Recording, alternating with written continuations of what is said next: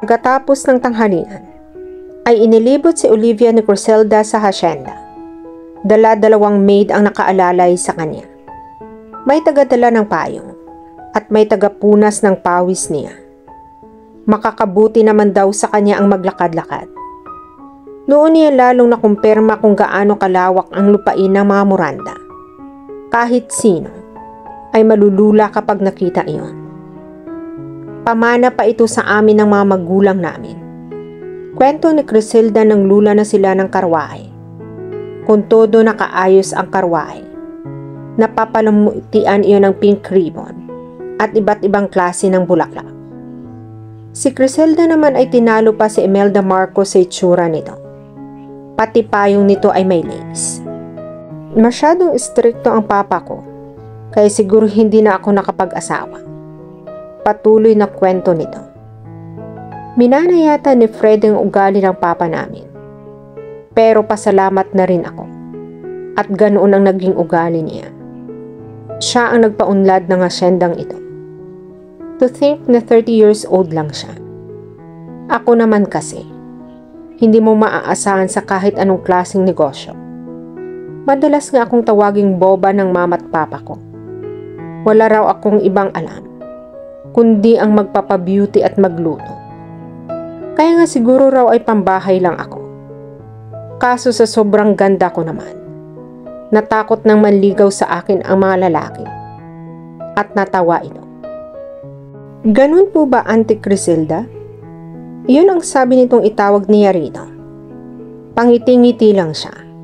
Kahit kanina pa nagsasawa ang mga tainga niya sa mga kwento nito. Mas gusto niya magmasid-masid sa paligid. Masyado siyang adventurous. Maski sa pangangabayo, ay gusto na yung subukan kahit hindi naman siya marunong. Kumusta nga pala ang trabaho mo sa Maynila? Maya-maya ay tanong nito. Sinabi mo na dati kayong office mate ni Michael. Nag-file ka na ba ng leave of absence? Oo. Sagot niya kahit medyo napipilitan ang dila. Ang totoo ay basta na lang siyang hindi pumasok. Absence without official leave. Bahala na. Tutal nakakasawa naman maging production assistant. Hindi na yata siya makakaalis sa posisyon niyang iyon sa advertising agency. Anyway, desisyon lang naman niyang magtrabaho sa kumpanya dahil ayaw niyang magbantay ng funeral business ng parents niya. Alam mo iyang si Michael? Spoiled yan sa akin. Sabi pa ni Griselda. Ako ang halos ang nag-alaga sa kanya.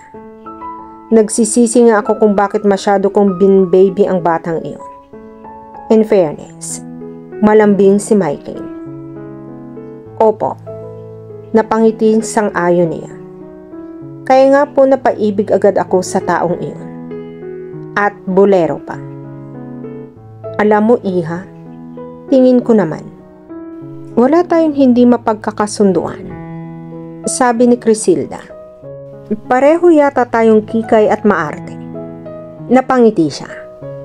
Mahilig magsusuot ng miniskirt at sexy na mga damit si Griselda. At ganoon din siya. Kung hindi nga hita ang naka-expose, ang cleavage naman niya.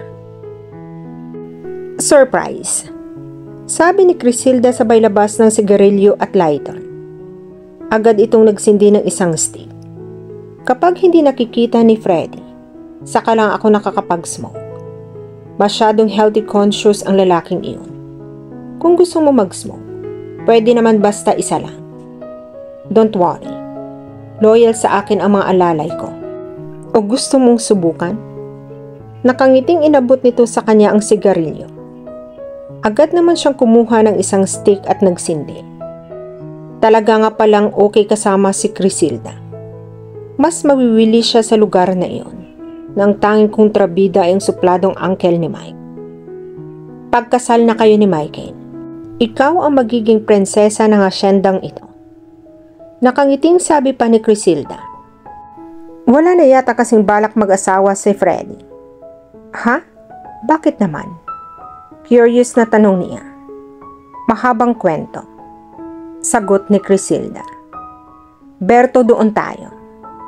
Sabi nito na nagpapatakbo sa karwahe, sabay turo sa burol. Ipapakita ko kay Olivia ang magagandang tanawin sa hasyenda. I thought you're going to the doctor. Nagulat si Olivia nang bumungad si Freddy sa silid ni Crisilda, kung saan sila naroon ng mga sandaling iyon. Nilalagyan niya ng makeup si Crisilda sa harap ng salamin. After this, Freddy. Nakangiting sabi ni Crisilda. Okay palang mag-makeup itong si Olivia. Kaya pala mukha kayong magician sa perya. Sagot ni Freddy. Sobra ka naman. Anyway. Natatakot ngang pumunta ng doktor itong si Olivia. At ayaw niya na kinakalikot ng doktor ang reproductive organ niya. But that is a must. Mariing sabi ni Freddy. At hindi lang iyon ang pagdadaanan mong examination. Gusto ko pa rin syempreng makatiyak na isang Miranda ang pinagbubuntis mo. Freddy, saway ni Crisilda. Desenting babae si Olivia. We still don't know her well. I understand. Sabi niya kahit nabubwisit na sa lalaki. Problema niya ngayon kung paano lulusutan ang pagpunta sa doktor. Paano nga ba? Let's all have breakfast first. Suwesyon ni Freddy. Pagkatapos ay idadaan ko na kayo sa doktor. Hindi pa rin siya mapakali nang kumakain na sila. Bilang na yata ang oras niya sa bahay na iyon. Hindi pa tapos ang misyon niya. Hindi pwedeng basta nalaman niyang kalimutan si Michael. Malaki na rin ang panahon at pagod na ipinuhunan niya mapansin lamang siya ng lalaking iyon.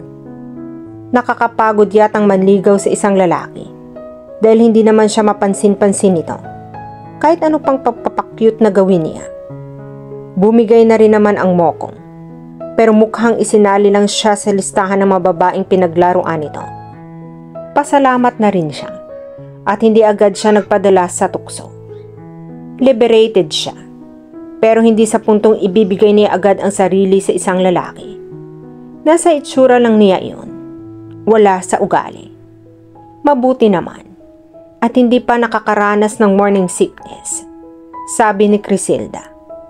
Morning sickness? Biglang may ideyang pumasok sa isip niya. Tinutup niya ang kanyang bibig saka mabilis na napatakbo sa kusina. Oh my God! Biglang natarantang sabi ni Crisilda. I called Dr. Rubio. Bigay tudo siya sa pagduduwal sa lababo. Kahit halata namang pilit. Ganoon naman talaga ang mga napapanood niya sa sine at TV. Namalayan na lamang niyang hinahagod na ang likod niya. Ang hirap pala. Sabi niya sa pagitan ng pagduduan. Hindi ko yata kakayanin. Auntie Crisilda. Nahihilo ako. May gusto akong kainin pero hindi ko alam kung ano. At kunwari ay hindi na niya nagawang dugtungan. Ang huling salita dahil naduwal na naman siya. Nagtaka siya nang wala na siyang marinig na boses. Bigla naman yatang sumara ang bibig ni Crisilda. Samantalang hindi pwedeng lumipas ang isang segundo na walang sinasabi ito. Are you sure pwede pa akong magstay? Tanong muli niya. Nang kunwari ay pansamantala siyang tumigil sa pagduduan. Salubong na naman ang mga kilay ng kapatid ninyong masungit. Wala bang girlfriend iyon? Kung wala, sana magkaroon na siya para hindi na siya magmukhang inaatrasan ng regla. Nagsusuka ka na kung ano-ano pang sinasabi mo. Napalunok siya kasabay ng panlalaki ng mga mata. Nasa likuran pala niya ang kanyang nililibak. Naniga sa harap ng lababo si Olivia. Hindi niya magawang humarap kay Freddy. Baka kapag ginawa niya iyon, ay bigla na lang siyang sampalin nito dahil sa mga pinagsasabi niya tungkol dito. Katulad ka rin ni Michael. Sabi nito sa tonong inis. Irresponsableng mag-isip. You always think you're right. Akala ninyo kung sino kayong matitino. Sariling buhay nga ninyo hindi pa ninyo maayos-ayos. Maldita ka kasi. Sermon ng isip niya. Kung tapos ka na, bumalik ka na sa dining room. Sabi muli nito. At narinig na niya ang mga yabag nito paalis. Nakagat na lang niya ng mariin ang kanyang ibabang labi. Nasa state si Dr. Rubio. Sabi ni Crisilda pagbalik niya sa dining room. Kung wari ay tutup na tutup pa rin niya ang kanyang bibig. How stupid we are not to know. Ni hindi man lang nagpasabi ang doktor na iyon. Hindi lang si Dr. Rubio ang doktor ng Pilipinas, ate. Sabi ni Freddy. Pero sa kanya lang ako may tiwala. Katwira ni Crisilda. Alam mo namang karamihan sa mga doktor dito sa atin ay nagmamagaling lang. Paano kung may mangyaring masama kina Olivia at sa bata? Inaatake lang siya ng mga signs and symptoms ng pregnancy. Hindi na yata titigil sa pag-iling si Freddy. She's not dying, ate. Palibhasa. Hindi mo anak ang bata. Sabi ni Crisilda sa kapatid. Hindi ka man lang ba excited at magkaroon na tayo ng kasama sa malungkot na bahay na ito? Isipin mo na lang, Freddy, na tumatanda na ako. May pag-asa ka pang magkaroon ng sarili mong pamilya at magkaanak. Pero ako, wala na akong pag-asa. Tuluyan ng kumukulubot ang balat ko. Tuluyan na akong mag-iisa. Umanyong naiiyak na ito. Ate, mukhang nakonsensya naman si Freddy. Minabuti niyang sumabad na. Okay na po ako. Siguro kaunting pahinga lang ang kailangan ko. Saka na lang ho tayo magpa-consult sa doktor. Magpapahinga na muna ako sa room. Are you sure you're alright? Banaag pa rin sa mga mata ni Crisilda ang pag-aalala. Yes, auntie, she answered. Kailangan ko lang pong magpahinga. I'm sure I'll be okay. Sasamahan kita sa kwarto. Voluntaryo ni Crisilda. Bago tuluyang umalis ay hindi na niya napigilan ang sariling sulyapan si Freddy. Matalim ang tingin nito sa kanya. Sa tingin niya ay may kaunti pang pagdududa sa isip nito. Paniwalang paniwala naman niya si Crisilda sa kanya. Anong sabi ni Mr. Reyes? Salubong na tanong ni Crisilda kay Freddy nang umuwi siya sa bahay kinagabihan. Pinag-iisipan pa rin daw niya kung sa atin siya kukuha ng mga baka. Napabuntong hininga siya bago naupo sa sofa. Isinandal niya sa likod ng backrest at ipinikit ang mga mata. Listo namang lumapit ang ate niya at minasahe ang kanyang noo. Napapagod na nga sa kakumbinsi si Roberto sa kanya. Si Roberto ang assistant niya sa hacienda. Huwag mo nang masyadong problemahin iyon, sabi nito. Ano kung binabahanan ng baka ang hacienda natin? Tumatanda ang mga baka, ate. Katwira niya. Baka mauwi lang sa wala. Ang hirap naman kasi kay Mr. Reyes, pabago-bago siya ng isip. Ganun talaga ang mga negosyante. Masyadong sigurista. Dapat alam mo na dahil sa negosyo ka na rin. Patuloy pa rin si Crisilda sa pagmamasahin ng noo niya. Anyway, saka mo na problemahin ang mga nagmi-menopause na mga baka. Problemahin natin ang bisita nating buntis. Kanina pa siya nagre-request ng stuffed crushed pizza na may feeling na strawberry. What? Ang hula niya ay halos mabingi ito sa lakas ng boses niya. Kahit galugarin ko po ang lahat ng dako sa Cebu, wala akong makikitang restaurant na nag-o-offer ng pizza na may strawberry feeling. Ano ang lasa noon?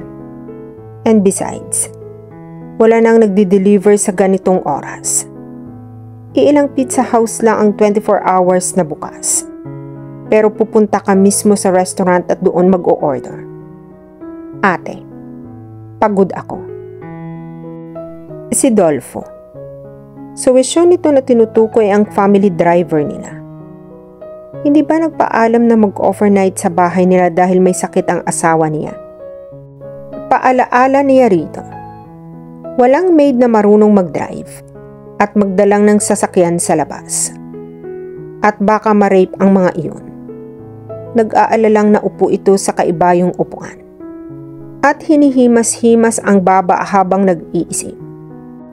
Kung walang mabibiling pizza na may strawberry-filled crust, gagawa na lang ako. Sa ganitong oras ng gabi, hindi siya makapaniwala sa iniasal ng nakakatandang kapatid. Halatang sabik na nga ito sa batang isisilang ni Olivia. Masyado kasing tahimik sa malaking bahay nila at madalas nitong sabihin na sana ay mag-asawa na siya para mapuno ng makukulit at maiingay na bata roon. So what? Kaya lang. What? Hindi pa pala ako nakapag-grocery. Anito habang kagat ang dulo ng mahabang kuko nito. Wala na akong ingredients. Baka naman pwede mo akong samahan sa convenience store sa bayan. Crisilda. Nawawala ang salitang ate sa pangalan nito kapag naiinis siya sa kapatid. Kung ayaw mo, di magpapasama ako kay Lilibeth at maglalakad kami hanggang highway. Malayo rin ang distansya ng asyenda sa highway at wala ng tricycle na bumabiyahe kapag ganoong oras. God, I can't believe this. Napapailing na sabi niya. Nang dahil lang sa naglilihing babaeng hindi pa natin sigurado kung isang ang Mirandang ipinagbubuntis niya, ay nagkakaganyan na kayo. Kalusugan na magiging apo ko ang nakasalalay rito, sabi pa ng ate niya. Oh my God. Napatutup siya sa kanyang noo. I'm leaving. Humahakbang na ito palabas. Alright. Ipagdadrive ko na kayo. Thank you. Nahalikan siya nito sa pisngi. Sa sobrang katuwaan. At dito na po nagtatapos ang part 3 ng ating kwento. Sabay-sabay po nating abangan ang susunod na kabanata.